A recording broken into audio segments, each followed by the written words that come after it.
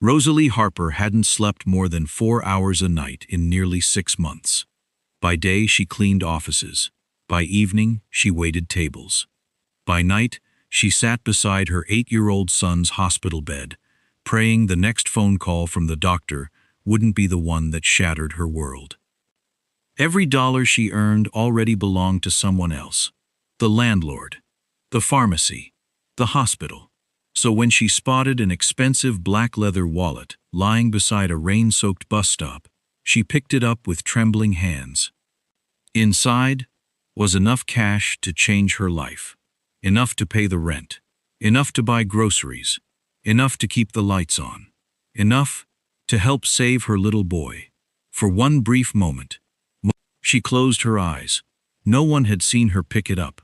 No one would ever know. Then she thought of her son. She smiled sadly, snapped the wallet shut, and whispered, "I'd rather be poor than become someone he could never be proud of." What Rosalie didn't know was that the wallet belonged to the most feared mafia boss in the city. And the moment she knocked on his front door to return it, she unknowingly walked into a world of power, danger, and secrets. Because Damian Moretti wasn't just searching for his missing wallet. He was searching for the one person he could finally trust. And before this story was over, a struggling single mother would become the most important woman in his life. Before we go back and watch Rosalie make that choice for herself, if you believe honesty should still mean something, even when no one's watching, hit subscribe, because this story is about to prove exactly why it does. And tell me in the comments. Be honest. If you found $18,000 in cash with no ID in sight, and no one would ever know, would you have done what Rosalie did? Type, "I'd return it," below, if you already know you'd have made the same choice she did. Now, let's go back to the beginning, to a rain-soaked bus stop, and the moment that changed 2 lives forever. The paper star sat crooked on Noah's nightstand, one wing shorter than the other, folded by small hands that hadn't quite mastered the last crease. "You're going to be late," Rosalie said, tugging her cardigan closed against the evening chill seeping through their apartment's thin walls. "One more." Noah didn't look up, tongue poking out in concentration as he pressed a final fold into the paper. He'd been making them since he was 5, ever since a nurse at the hospital taught him during a long night of tests, telling him stars were for wishing people home safely. He'd never stopped believing it. There. Done. He held it out to her, small and lopsided and perfect. "For luck," he said. "So you come home." Rosalie's throat tightened the way it always did when her son handed her his whole heart folded into paper. She tucked the star into her coat pocket, right over where it would sit against her chest all night. "Always do, baby." She kissed his forehead, careful of the faint blue tinge that still shadowed his lips when he got tired. The small reminder she carried everywhere that her son's heart didn't work quite like other children's. "Mrs. Fenwick's got you tonight. Be good. I'm always good. You told her ghost stories until midnight last time." "That's called entertainment, Mom." She laughed, despite the exhaustion sitting heavy behind her eyes, despite the overdue rent notice taped to the refrigerator that she'd been carefully not looking at for 2 days, despite the stack of hospital bills in a drawer she couldn't bring herself to open without her hands shaking. 8 years old, and already the bravest person she knew. She left before he could see her face change. 2 miles across the city, in a study lined with dark wood and old money, Damian Moretti watched one of his men flinch under a silence that had gone on 4 seconds too long. "You frightened a child," Damian said, quiet in the way that made grown men more afraid than shouting ever could, during a collection that should have taken 10 minutes. "Boss, the kid startled me. I didn't mean—" "There is one rule in this organization that does not bend." Damian's dark eyes didn't blink. "Children are never targets. Never witnesses to fear, never collateral. You will apologize to that family personally, and you will not go near that house again." The man left considerably paler than he'd arrived. Luca, arms crossed by the door, waited until the room emptied before speaking. "He's rattled." "He should be. You've gotten stricter about that rule lately." Damien didn't answer, returning his attention to the ledger open on his desk, though his eyes didn't quite focus on the numbers.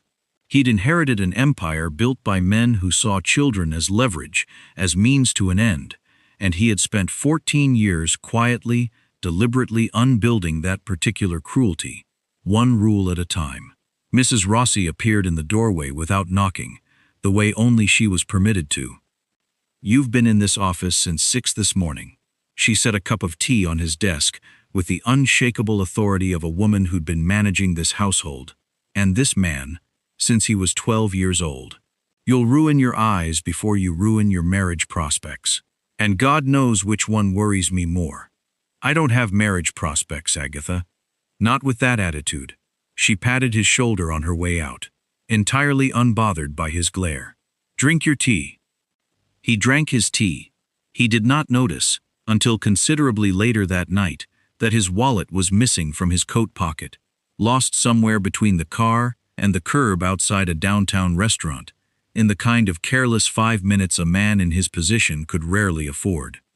Rosalie found it an hour later, half soaked from rain, lying beside the bus stop bench where she waited every night for the last transfer home.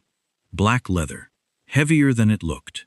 She turned it over once in her hands, some instinct telling her it belonged to someone with considerably more money than the thin bus schedule pinned to the shelter beside her. She opened it. Her breath caught.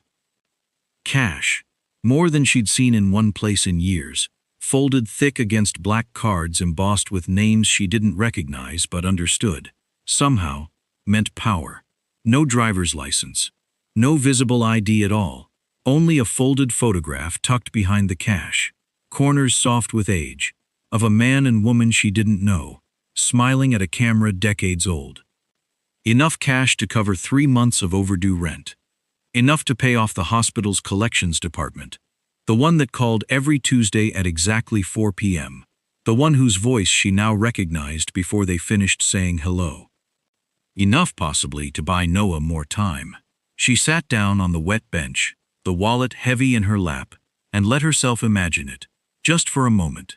The lights that wouldn't get shut off, the fridge that wouldn't sit half empty, the look on Noah's face if she came home with real groceries instead of whatever the discount bin offered that week. No one had seen her pick it up. The street was empty, rain slicked and silent. No one would ever know. She closed her eyes. Then she thought of Noah, not the sick, tired version who needed her strength, but the version who folded paper stars because he genuinely believed they kept people safe, who looked at her like she'd built the whole world by hand. What kind of world would she be handing him, if this was how she built it? She opened her eyes, snapped the wallet shut, and whispered to the empty street, "I'd rather be poor than become someone he could never be proud of." There was a name stitched faintly into the leather lining, an address embossed on a small card tucked in the fold. She had no money for a cab. She walked.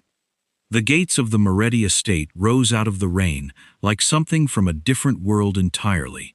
Iron scrollwork, 20 feet high, stone pillars, a driveway longer than her entire apartment block. Rosalie stood at the gate, in her damp cardigan, wallet clutched in both hands, feeling smaller than she had in years. 2 men in dark suits stepped forward, before she'd even reached the intercom, hands hovering near their jackets, in a way that made her stomach drop. "This is private property," one said. "I found this." She held up the wallet, voice steadier than she felt. "I think it belongs to someone who lives here." The men exchanged a look she couldn't read. "Wait here."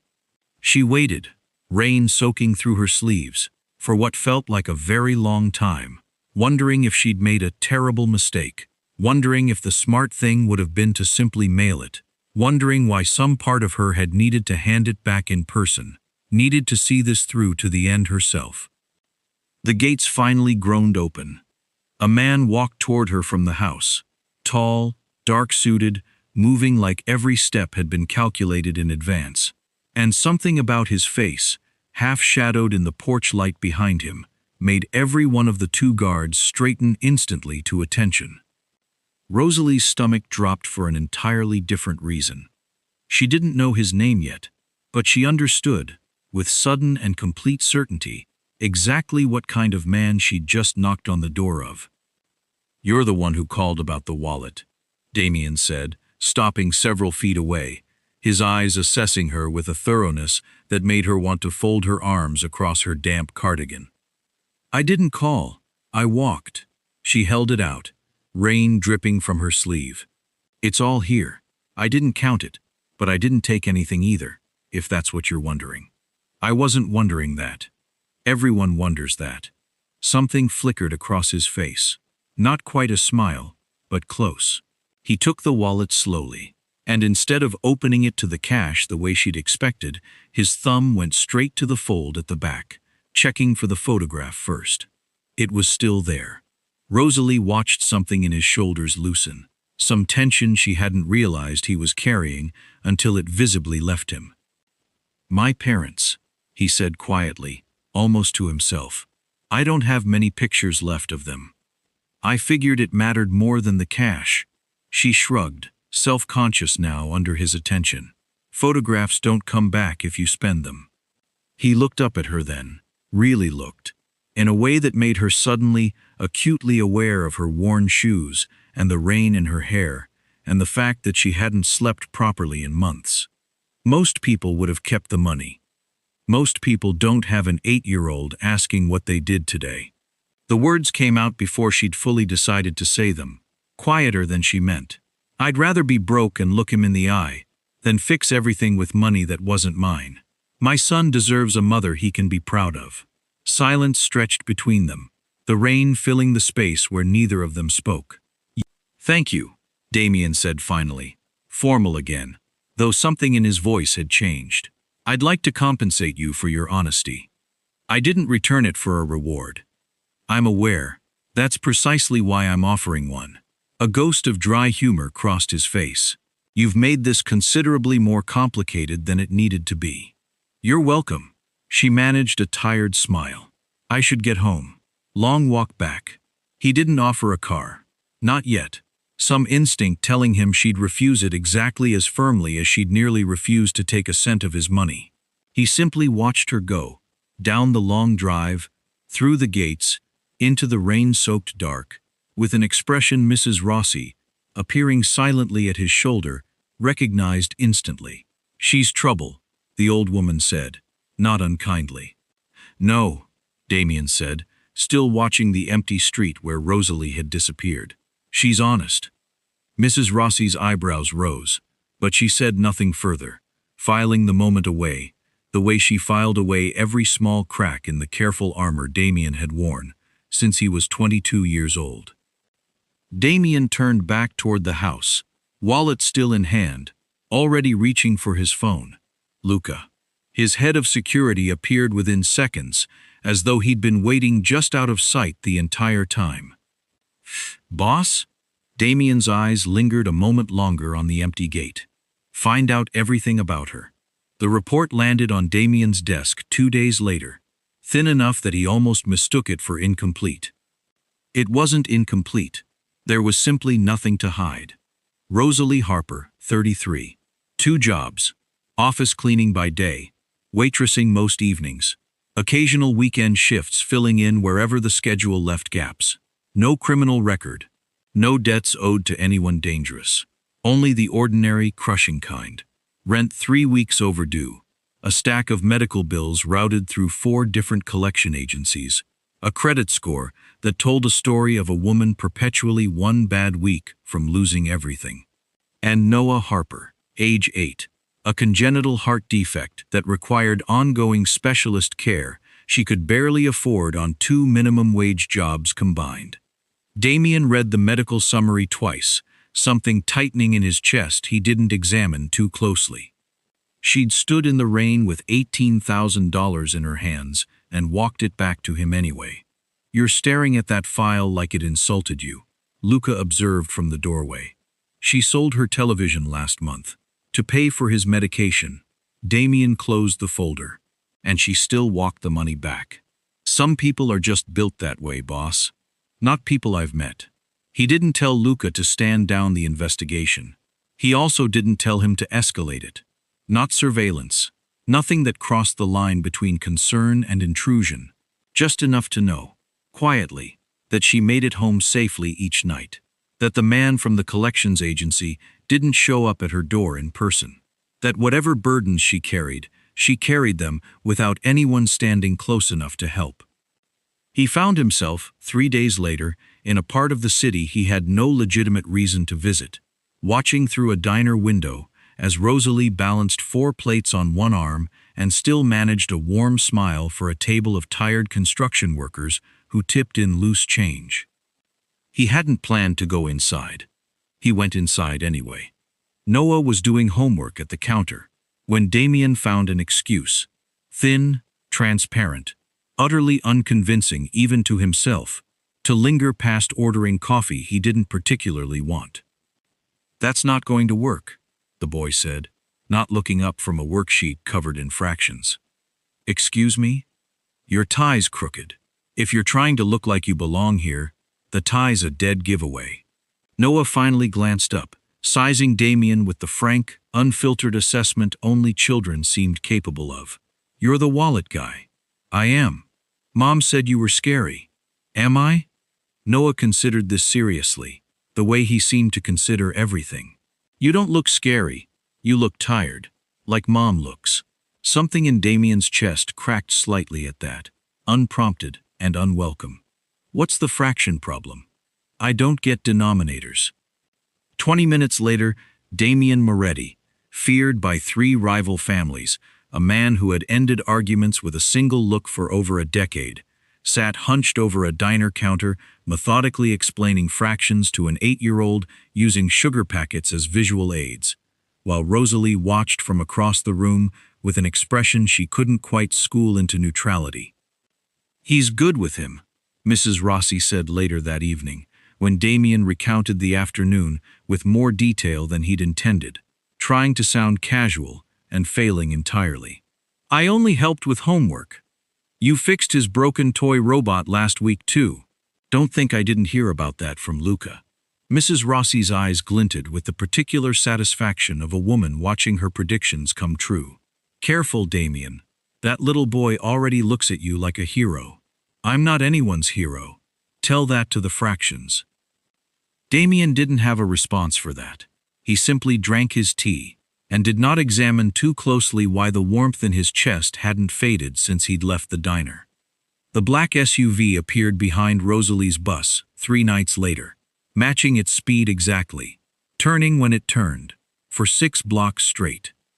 She noticed on the 4th block, old habits from a childhood spent watching which adults to trust and which to avoid, and kept her breathing steady, her eyes forward, while every instinct she owned screamed that something was deeply wrong.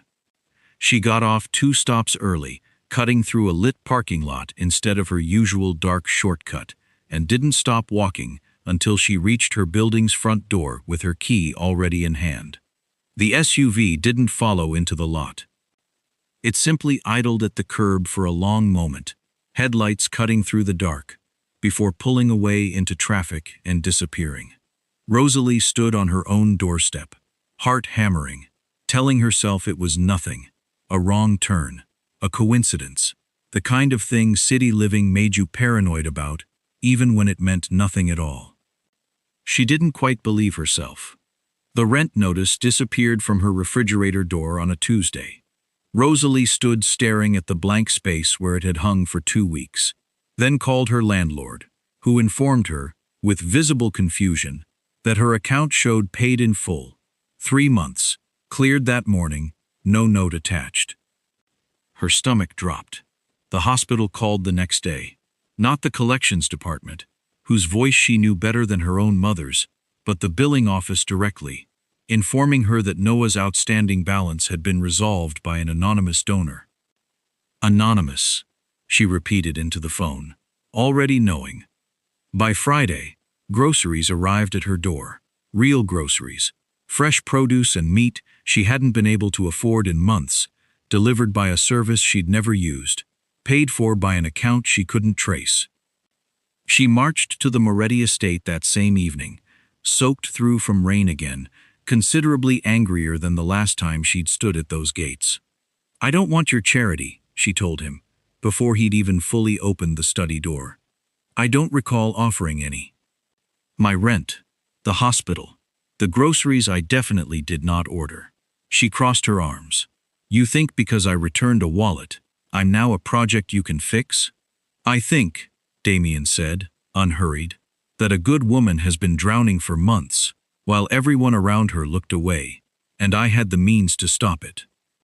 "That's not your job. I don't like seeing good people lose. I am not a charity case, Damien Moretti." "No," he agreed, something softening in his face. "You're the most honest person I've met in 14 years. I'd like to keep it that way. And it's difficult to stay honest when you're choosing between medicine and dinner." Rosalie opened her mouth to argue further, and found, infuriatingly, that nothing came out.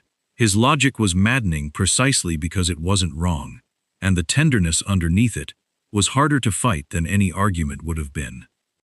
"You're impossible," she said instead, weaker than she intended. "Yet here you are." Despite herself, despite the rent and the groceries, and every instinct telling her to stay guarded, the corner of her mouth twitched upward. "I'm still returning the money. You can try." She left 20 minutes later, without having resolved anything, without a single dollar returned, feeling considerably less angry than she'd arrived, and considerably more confused about why. She got home to find her apartment door unlocked. Her breath caught. She was certain, absolutely certain, she'd locked it that morning, the way she locked it every single day, out of a habit older than Noah himself. She stepped inside slowly, pulse hammering, scanning the small living room for anything out of place. Nothing was stolen. The television, second-hand and barely functional, still sat in its corner. Noah's school books were exactly where he'd left them. Her jewelry box, meager as it was, sat untouched on her dresser. But the drawer where she kept her paperwork, bills, old letters, the folder of medical documents she guarded like something sacred, had been opened. Papers sat slightly askew, not ransacked, searched. Someone had gone through her things with careful, deliberate hands, looking for something specific, and left everything else precisely as they'd found it. Rosalie stood in the middle of her living room, heart pounding, and reached for her phone with shaking hands. She had only one number in mind to call. Damien arrived at her apartment within 20 minutes, faster than should have been possible across that stretch of city traffic, Luca and 2 more men flanking him before he'd even reached her door. "Nothing's missing," Rosalie said, before he could ask, arms wrapped around herself in the doorway. "They searched. They didn't take." Damien's jaw tightened as he stepped past her, scanning the room with the same methodical care his men used, though she suspected he was seeing something entirely different in the details than she was. "They were looking for something specific," he said finally. "Looking for what? I don't have anything worth breaking in for." Damien didn't answer immediately. He crossed to the drawer she'd pointed out, examining the disturbed papers with a focus that made her stomach twist. "The wallet," he said slowly. "Before you returned it, did you look through everything inside? The documents, not just the cash." Rosalie thought back to that rain-soaked bench, the trembling in her hands, the photograph of his parents. There was a folded paper behind the cards. "I didn't read it. I wasn't going through your private business, Damien. I was just—" "You touched it. I barely glanced at it." "That's enough." His voice had gone flat, controlled in the particular way she was beginning to recognize meant he was furious and refusing to show it. He turned to Luca. "Get the analysts on the documents that were in my wallet that night. Every page. I want to know exactly what was in that folder." The answer came within the hour, delivered in a hushed conversation Damien had in the hallway, while Rosalie sat on her own couch, feeling increasingly like a stranger in her own life. "It's bad, boss," Luca said, not quite quiet enough. "That folder had evidence. Embezzlement, Castellano money laundered through 3 shell accounts, with 2 city officials named directly. If it surfaces, it takes down half their operation and exposes people who thought they were untouchable. And they think she has a copy. They think anyone who touched it might. Damien returned to the living room, and Rosalie watched something settle behind his eyes. Not fear exactly, but a grim, focused resolve she recognized from the night he'd first walked toward her at his gates. "You and Noah are coming to the estate," he said. "Tonight." "Absolutely not. Rosalie, I am not uprooting my son's entire life because someone searched my apartment drawer. He has school. He has a routine. His whole world is stable in exactly the ways it needs to be for his heart condition. Someone broke into your home, looking for evidence that could get you killed." Damien's voice cracked, just slightly, the first real fracture she'd seen in his composure since the night at the bus stop. "I am asking you to let me protect you both. Please." The words, "please," landed harder than any command could have. Rosalie looked at him, really looked, past the suits and the guards and the empire he ran with an iron grip, and saw, underneath it all, a man genuinely terrified of losing something he'd only just found. "Noah can't know what's really happening," she said quietly. "He gets scared easily. His heart. He'll be safe. I promise you that." She nodded, slowly, the fight draining out of her all at once. The estate absorbed them the way it seemed to absorb everything, quietly, thoroughly, with a competence that left no room for question. Noah's eyes went wide at the sheer size of the house, at the sweeping staircase, at Mrs. Rossi's immediate, enthusiastic fussing over whether he'd eaten dinner. "You're staying in the guest wing," Mrs. Rossi told Rosalie, already bustling toward the stairs, with Noah's small backpack slung over one shoulder, like she'd been waiting years for a child to fuss over. "And you, young man, I have a very serious question. Do you like chess?" "I don't know how to play." "Well," Mrs. Rossi's eyes sparkled, "we'll fix that." Rosalie watched her son disappear up the stairs, already chattering happily about chess pieces and paper stars, and whether the mansion had a dog, and felt something in her chest ease for the first time in days. Damien found her on the terrace an hour later, staring out at gardens lit gold by evening light. "Thank you," she said, without turning, "for making this feel less terrifying than it is." "You don't have to thank me." "I do. You didn't have to do any of this. The rent, the hospital, now this." She finally looked at him. "Why?" He was quiet a long moment, the kind of silence she'd learned meant he was choosing his words with unusual care. "Because you looked at $18,000 you desperately needed and chose to be someone your son could be proud of," he said. "I've spent my whole life surrounded by people who'd sell anyone for considerably less. You're the first honest thing I've had in this world, since my parents died." Rosalie's breath caught. Before she could answer, before either of them could close the distance that had been slowly, quietly shrinking between them for weeks, Mrs. Rossi's voice cut sharply through the terrace door. "Damien!" Something in her tone made both of them turn instantly. "Noah's missing!" The words hit Rosalie like a physical blow. "What do you mean missing?" "He was upstairs, he was playing chess. He asked to use the bathroom." Mrs. Rossi's face had gone pale, her usual composure cracked wide open. "I checked 10 minutes later. He wasn't there. The window in the hall bathroom was open." Rosalie was already moving, sprinting through the house toward the stairs, Noah's name tearing out of her throat before she'd even reached the second floor. Damien caught up to her at the guest wing, his men already fanning out across the estate grounds, radios crackling with clipped, urgent updates. "He's not on the property," Luca reported within minutes, his voice tight.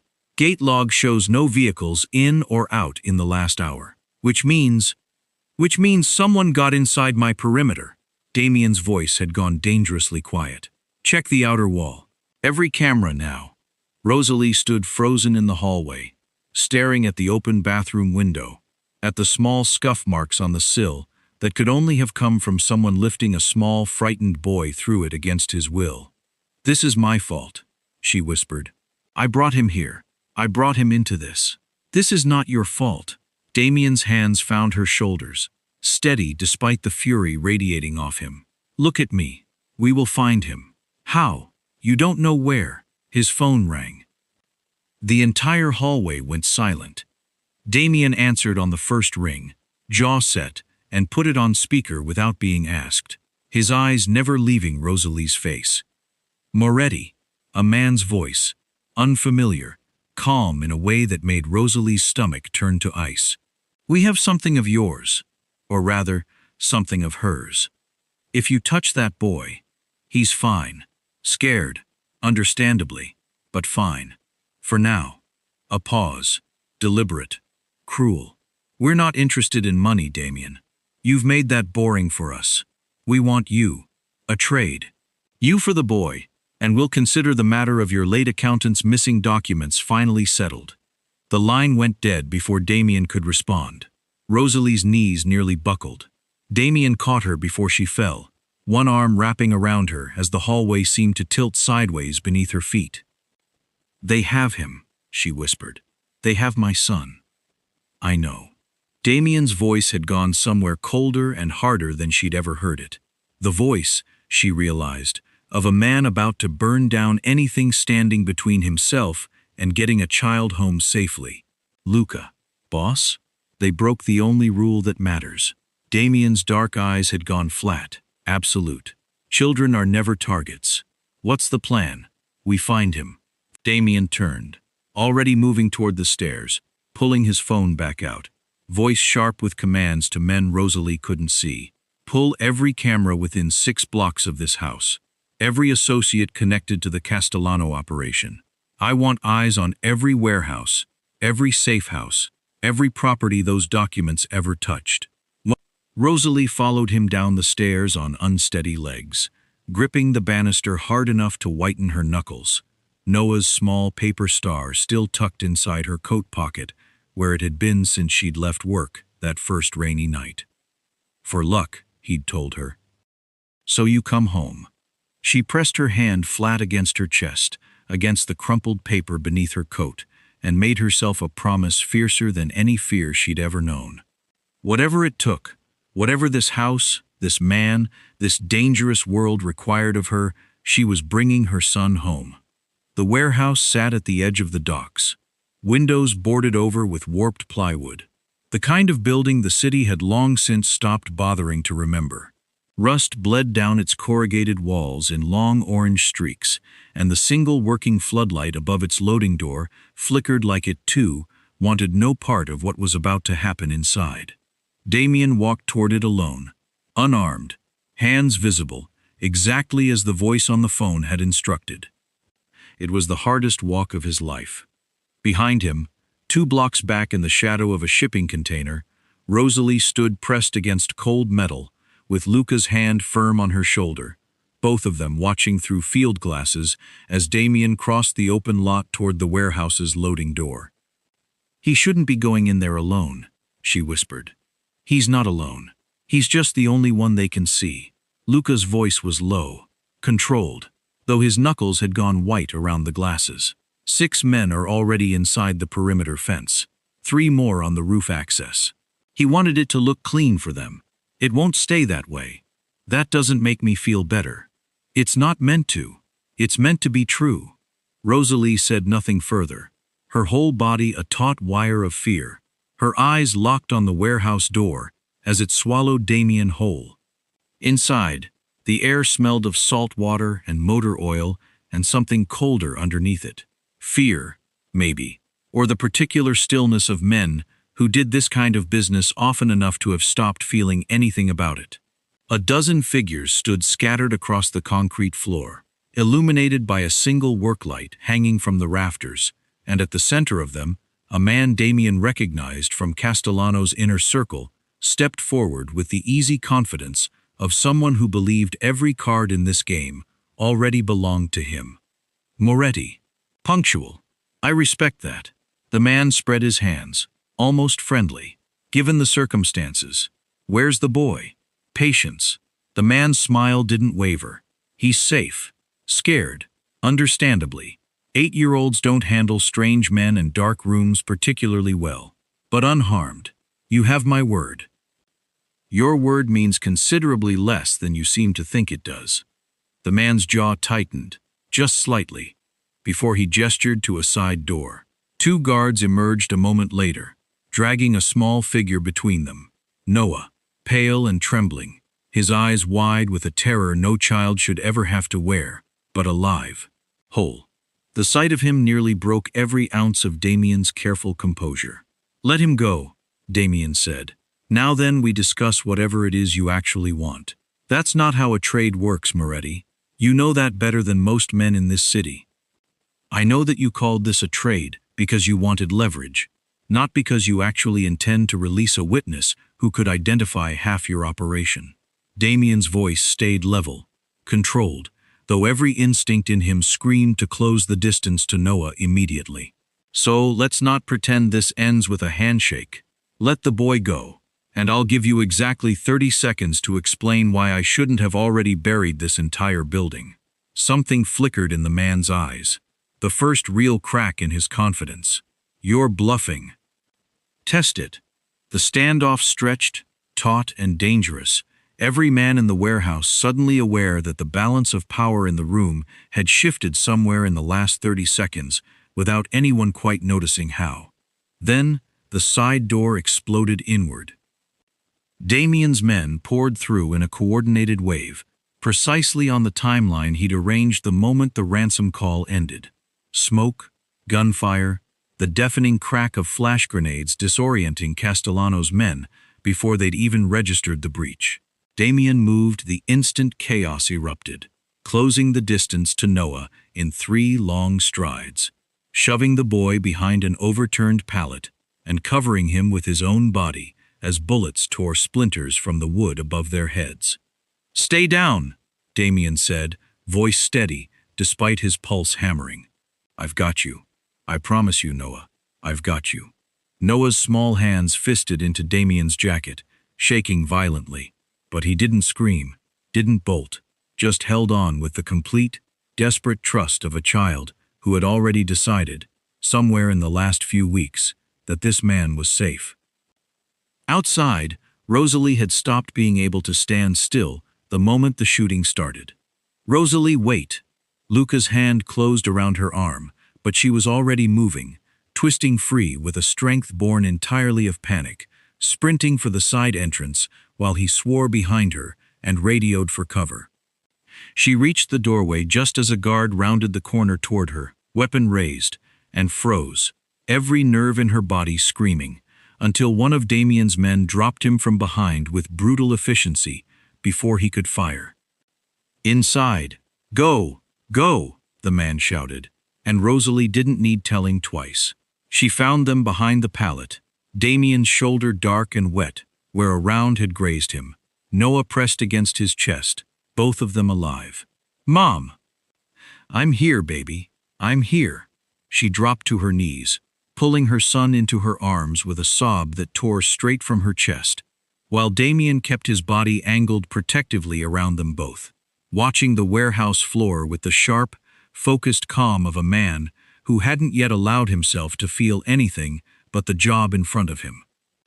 "We need to move," he said. "Luca's clearing the east exit. Now." Another round struck the crate beside them, close enough that splinters rained across Noah's hair. Rosalie screamed, curling her body over her son on instinct, and Damien threw himself forward, without a second's hesitation, absorbing the space between his family and the gunfire.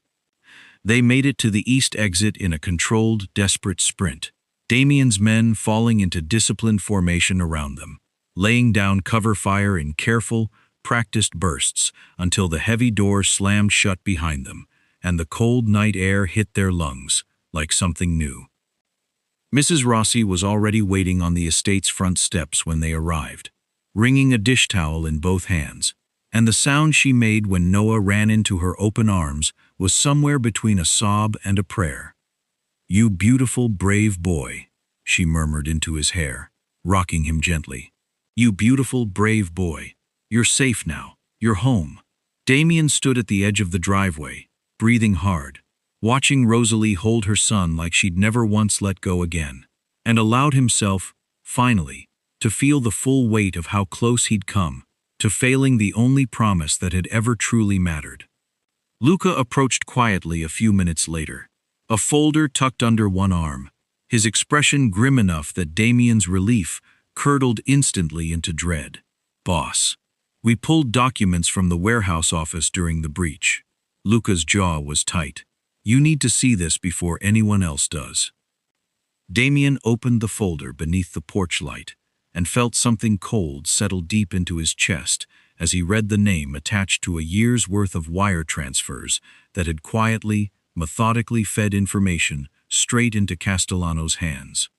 Not a stranger.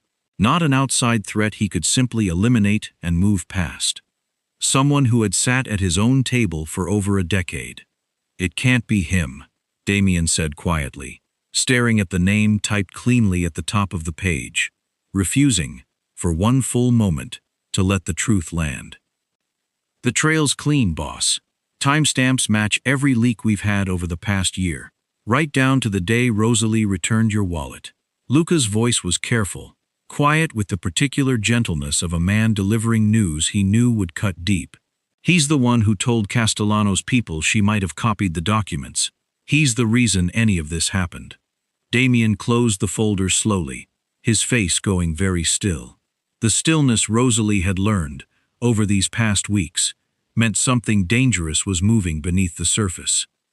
He found the man an hour later, in the estate's east office, going through paperwork, with the same unbothered calm he'd worn for 11 years of Sunday dinners, birthday parties, quiet counsel offered late into countless nights. You searched her apartment, Damien said, closing the door behind him with a click that seemed to echo through the whole room. You told Castellano's people she might have copies of my documents. You put a child in that warehouse tonight. The man's composure cracked instantly, color draining from his face. Damien, I can explain. You'd better make it good. They were going to expose the embezzlement regardless. I was trying to control the damage, trying to protect the organization we built. Protect you? His voice rose, desperate now, the mask of 11 years dissolving in real time. I never meant for it to go this far. I never meant for the boy. You sold a child's safety for a payout, Damien said, voice gone deadly quiet. And now you want me to believe you did it out of loyalty. What followed was brief, and it was brutal, and it left no room for whatever excuse the man had still been reaching for. By the time Luca's men had him secured, the evidence trail thorough enough to guarantee decades behind bars alongside conspiracy and embezzlement charges that would finally see daylight, the Castellano operation had already begun collapsing under the weight of documents Damien released, carefully and precisely, to exactly the investigators and journalists who couldn't be bought or silenced twice. The rival family's grip on the east side of the city crumbled within the week, taking 2 corrupt officials down with it. Noah was safe. The threat, finally, entirely, was gone. But the warehouse had cost Damien more than he'd let anyone see in the chaos of the rescue. A bullet grazing far closer to his ribs than the shoulder wound suggested. One he'd hidden through sheer stubborn will until he collapsed in the hallway outside Rosalie's room 2 nights later, blood soaking dark through his shirt. You absolute fool, Rosalie whispered, pressing towels hard against the wound with shaking hands, while Luca shouted for the estate's physician down the hall. You threw yourself in front of bullets for my son, and didn't think to mention you were bleeding the entire drive home. Didn't want you to worry. His voice was thin, fading at the edges. I am always going to worry about you, you impossible, stubborn man. Her voice cracked wide open, tears finally spilling free after days of holding herself together for Noah's sake, for everyone's sake but her own. Don't you dare leave him now. Not after he's finally let himself trust someone again. Something in Damien's pain-glazed eyes softened at that, even as the room began to blur and fade around him. Rosalie? Don't talk. Save it. Save your strength for later, and you'd better have plenty left, because I have a great deal to say to you once you're not actively dying on my floor." He managed something that might have been a laugh, weak and short, before the physician arrived, and the room dissolved into efficient, controlled chaos.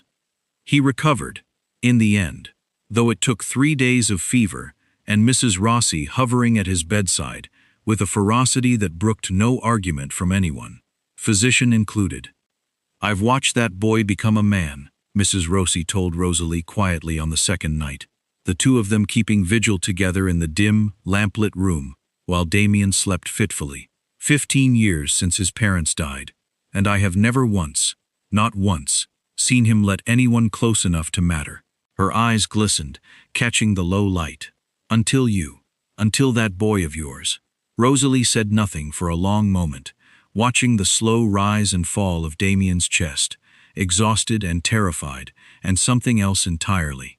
Something that felt dangerously, achingly close to love. That was precisely what frightened her most. Because she understood, sitting in that quiet room, exactly how completely Noah already adored this man. How he ran to Damien now, with his fractions homework, his chess questions, the small triumphant stories of his day. How thoroughly her son had begun to build his sense of safety around a man who lived, however carefully guarded, in a world of violence she had sworn her whole life to keep far from her child. And she knew, better than almost anyone alive, exactly what it cost a child to lose a father twice. She kissed Damien's forehead once he'd finally settled into a deep, peaceful sleep, safe, out of danger, and by morning, her room in the guest wing stood empty. On the nightstand, folded neatly beside Noah's abandoned chess set, sat a single handwritten letter addressed to Damien Moretti. The letter was 3 lines long, and it broke something in Damien that 4 days of fever and a bullet near his ribs never had. "I can't do this to Noah. He's already lost one father. I won't let him love a man who might not come home. I'm sorry. R." He was on his feet before Mrs. Rossi finished reading it over his shoulder, ignoring the sharp warning look from the physician still packing up his bag in the hallway. "Damien, you were nearly dead 3 days ago." "She's not getting on a bus out of this city without hearing me out first." He was already pulling a jacket over the bandages, jaw set in a way that made further argument pointless. "Luca, where?" "Bus terminal on 5th. Left an hour ago." Luca was already moving toward the car, keys in hand, no questions asked. "Boss, you can barely stand. Drive faster then." They found her on a bench outside the terminal, Noah asleep against her shoulder, a single duffel bag at her feet, holding everything they hadn't left behind. Which, Damien understood with a fresh ache, meant most of the estate's warmth had already been left behind on purpose. "You shouldn't be out of bed," Rosalie said, not looking up, her voice thin and careful in the way of someone who'd cried until there was nothing left to cry with. "You shouldn't be leaving without telling me why to my face." "I told you why. I wrote it down so I wouldn't have to watch your face while I said it." "Cowards move." Rosalie. That got her attention. Her head snapping up, eyes flashing with the fire he'd fallen for in the first place. "Excuse me? You survived 2 jobs, a sick child, and a city trying to kill you, and you're running from this. Because it's the first thing that might actually work." He lowered himself carefully onto the bench beside her, wincing, refusing her offered hand to steady him. "That's not protecting Noah. That's protecting yourself from hoping. He already calls you a hero." Her voice cracked. "If I let this become real, and then you don't come home one night, a bullet an inch to the left, a rival family with better aim, I will have handed my son a second grave to visit. I can't do that to him. I won't." "Mom?" Noah's voice, small and thick with sleep, cut between them. He'd been awake longer than either of them realized. "Mom, are we leaving him?" Rosalie's composure shattered entirely. "Baby, it's complicated. I don't want it to be complicated." Noah sat up, rubbing his eyes, looking between the two adults with the same frank, unfiltered clarity he'd once used to diagnose Damien's crooked tie. He taught me chess. He fixed my robot. He got shot for me. Mom? And you want to just leave? Noah. I already think of him as family. The boy's chin trembled, but he didn't look away. You always tell me the truth matters more than being scared. So I'm telling the truth. I don't want to go. Silence settled over the bench, broken only by the hiss of a departing bus at the far curb. Damien knelt in front of the boy, slow, careful of the bandages, but he did it anyway, and met him at eye level. I'm not asking to replace your father, Noah. I know I never could, and I wouldn't want to try. I'm only asking for the chance to become the kind of man you deserve to have around. However long that takes, however hard I have to work for it. Noah studied him with the same seriousness he gave every fraction problem, then turned to his mother. I think we should stay.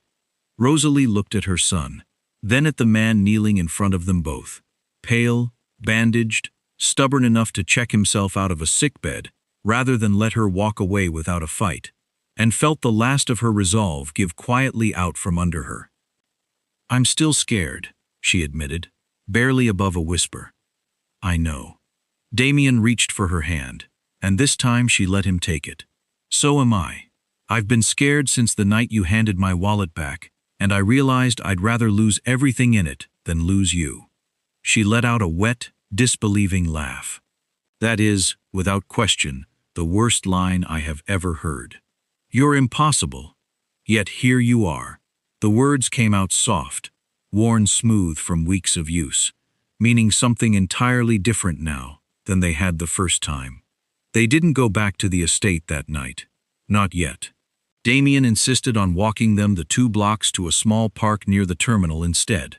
The same one, Rosalie would later realize, close to the very bus stop where all of this had begun, though she didn't notice it that night. Too tired, too wrung out, too full of the fragile relief of a decision finally made. Noah fell asleep again on the walk, carried against Damien's uninjured shoulder, despite Rosalie's protests about his stitches. At the park bench, Damien set something down carefully in the shadow of the old oak tree. Small, easy to miss unless you were looking, before nodding for Luca to bring the car around. What was that? Rosalie asked. Nothing yet, Damien said. Go home, Rosalie. Rest. I'll see you both tomorrow. She didn't press. She was too tired, and something in his voice, quiet, deliberate, almost nervous in a way she'd never once heard from him, told her whatever it was mattered enough not to rush. Rosalie returned to the park the next afternoon, at Noah's insistence.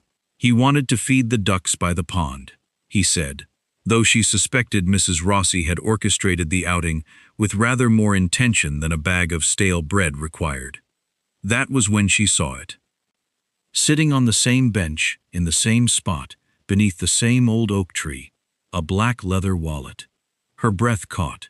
For one disoriented second she was back on that rain-soaked night, months ago, kneeling by a bus stop bench, her whole life about to change, and not yet knowing it.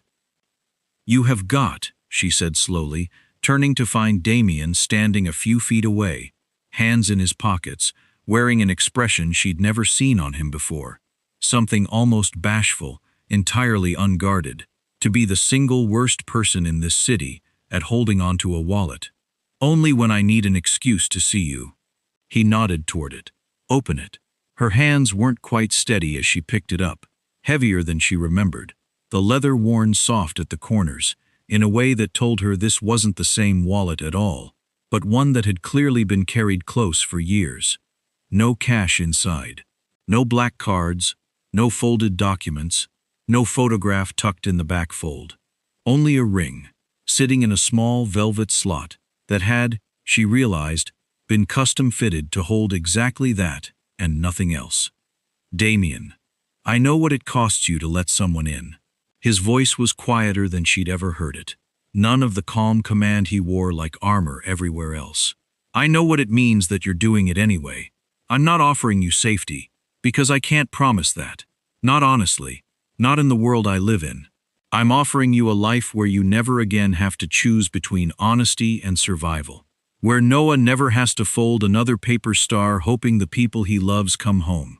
Because I intend to be there every single time to prove he doesn't need to. Rosalie's eyes filled, the ring blurring gold and bright in her hands. Beside them, Noah had abandoned the ducks entirely, drifting closer with the particular stillness of a child who understood, without being told, that something important was happening. He reached into his jacket pocket and pulled out a small paper star, its wings slightly crooked, the fold not quite mastered even after all this time. "I don't need these anymore," he said, holding it out to Damien instead of his mother, for the first time in his life, "because I finally have my dad." Damien's composure, 14 years of careful, guarded control, broke entirely at that, and he crouched to take the small paper star with both hands, like it was something infinitely more valuable than anything that had ever passed through his actual wallet. "Only if you want to," he said, echoing the promise he'd made weeks ago, voice thick. "I already decided." Noah threw his arms around Damien's neck, and Damien held him back with the same fierce, unhesitating grip he'd used to shield the boy from gunfire. Only now there was nothing to protect him from, except the sheer, overwhelming size of being loved. Noah pulled back, grinning, and looked at his mother with the same frank clarity he'd used at a diner counter months ago. "I think we should keep him." Rosalie laughed through tears that refused to stop falling, closed the wallet gently around the ring, and said the only word that had ever felt this certain in her entire life. "Yes." Months later, sunlight spilled gold across the estate's back gardens, chairs arranged in careful rows beneath the same old oak that had somehow become the quiet heart of everything that mattered to them now. Mrs. Rossi cried openly through the entire ceremony, dabbing her eyes with a handkerchief she'd embroidered herself, muttering something about 15 years. To anyone who'd listen, Luca stood near the front in a suit that fit considerably better than his usual tactical gear, jaw tight, insisting to anyone who asked that he absolutely was not crying, while quite visibly crying. The adoption had been finalized 3 weeks earlier, quietly, in a courthouse with far less ceremony than the day deserved, Noah Harper becoming, officially and permanently, Noah Moretti, a name he'd tried out in the mirror for a full week afterward, grinning every single time. At the reception, as the last of the light faded gold over the gardens, Noah slipped between the tables, small and determined in his tiny borrowed tuxedo, and found Damien exactly where he knew he'd be, standing near the terrace, watching Rosalie laugh at something Mrs. Rossi had said, looking, for the first time in 14 years, entirely at peace. Noah reached into his pocket and produced one last paper star, its folds, finally, after months of practice, perfectly even. He tucked it gently into his father's suit pocket, right over his heart. "For luck," Noah said, echoing the words he'd once given only his mother. "So you always come home." Damien knelt, pulled his son into his arms, and looked past him, to where Rosalie now stood watching them both, her whole face lit with something that had taken a lifetime of hard nights to earn. They walked together into the last of the evening light, a family built not from blood, but from honesty, from a wallet returned in the rain, and from a paper star that had, against every impossible odds, finally brought everyone home. If this story touched your heart, don't forget to hit that like button, subscribe to the channel, and turn on notifications so you never miss our next unforgettable romance. And if you thought Damien and Rosalie's journey was emotional, just wait until you see what's coming next.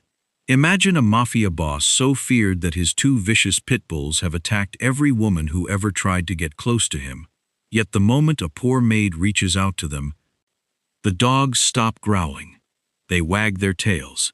They gently rest their heads in her arms, as if they've known her forever. Why would 2 animals trained to trust no one instantly choose her? Was it instinct? Or did they recognize a secret their owner had spent years trying to bury? You won't want to miss the mafia boss's fierce pit bulls bit every lady, but melted in the arms of a poor maid. Click on the next video, and I'll see you there.